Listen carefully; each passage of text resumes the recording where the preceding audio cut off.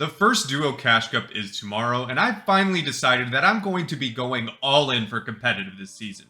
Since there's no FNCS this season, it seems like an absolute great time for trying to grow as a player and improve overall.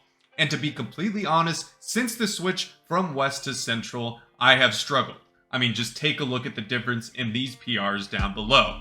Hopefully, with this plan in place, I hope to have my best competitive season in Chapter 4 and to see a lot of growth. But we need to tackle how I plan to do this, and maybe even you could implement this in your own improvement. The first step that I'm going to take to make sure that I do improve as a player is that I'm going to implement a warm-up/improvement routine that I'm going to do daily before hopping in to any creative or in-game scenarios. I plan on doing 10 minutes of free building, with the last 5 minutes of those free building on a specific retake or move. Next, I'm going to be spending 10 minutes on Raiders Piece Control map to help improve my piece control, crosshair placement, and shot. I'm going to do 6 minutes of no aim assist aim training to help improve my tracking, especially with the SMG and shotgun. And last but not least, I'm going to be doing 10 minutes of Ken Bean's speed reels to implement everything that I just practiced into real fighting scenarios. Next thing that I'm going to be doing this season is playing a whole lot more solo ranked and duos.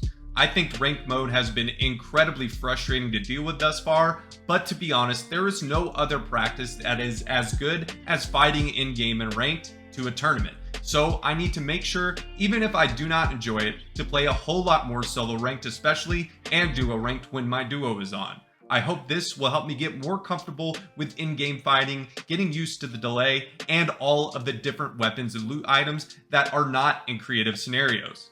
Another thing that I'm implementing this season is I'm going to be sticking with one duo for the entire season for all of the tournaments, no matter how bad they go.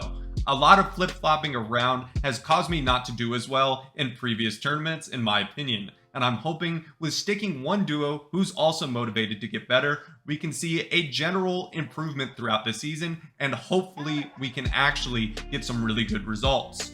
The next part of my plan is to play more duo scrims. I haven't played scrims in a very long time, and probably this is the worst time to do it since practice is at an all-time low. But I think it's necessary, especially in duos, to practice this so we can get some team chemistry, know how to play in more stacked lobbies, and just build our overall endgame knowledge. Most of the scrims now are not going to be as good as they once were, but to be honest, it's better than nothing, and I need to practice regardless if I enjoy it or not.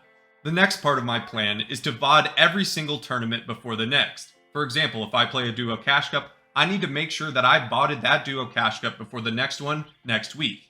This has been a huge problem for me, and I tend to stack up all my VOD reviews on one day, and therefore all of the adjustments made are really not necessary because multiple tournaments have already gone through and they can't be implemented if it's not back to back. I can't see if a loot pattern isn't working, I can't see if this particular drop spot is not good, or I'm making consistent plays that are bad because already 3 and 4 tournaments have passed and I've not VODed. So this, I think, will be a huge factor in my success this season. An underrated aspect of my plan is to improve my overall mental, tilt less in-game, and stop blaming the game for any mistakes. I'm a huge tilter and I can get very frustrated easily, and I sometimes let that affect my play. I get in a negative headspace, and honestly, it reflects poorly on how I play in-game, and it's something I need to work on and try to eliminate. I'm very competitive, so I can get frustrated, and I think if you're not getting frustrated, you simply do not care. But I need to hold it in check and in control, because usually this is early on in tournaments, and it can affect multiple games down the road, and that's just something that can happen for sustained success. Last but not least, I plan to track my placements and to see if my PR rises from week to week. I hope to see my placements improving in a basically exponential pattern.